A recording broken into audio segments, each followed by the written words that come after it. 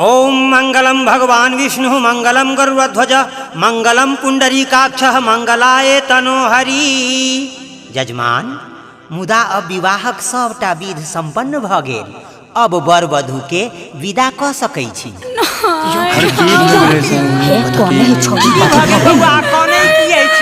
कथी भ गेल किछ त बजियौ।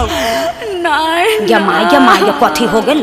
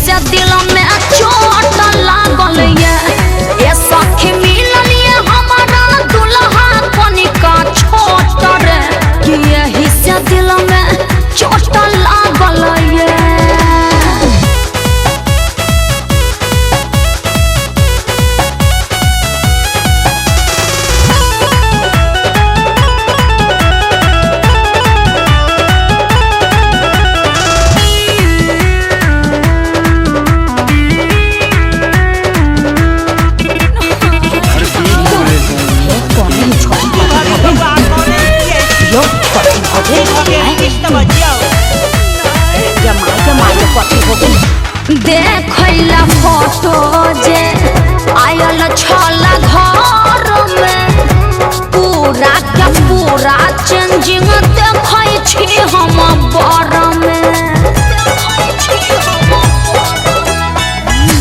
देखला फोटो जे आयल छला घर में, पूरा के पूरा चेंजिंग देखै छी हम बर में।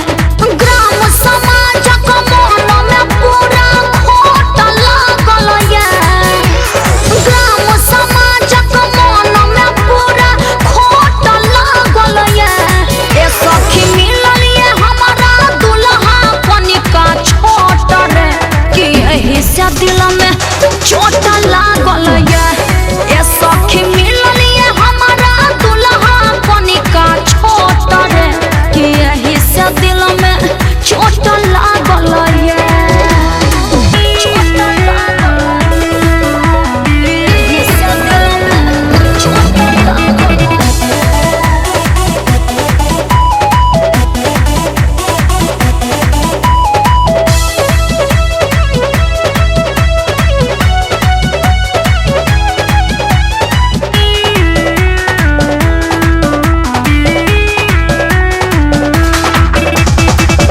कोना कटबै जिनगी नहीं छत मन योग यो, टोला परोसा के हंस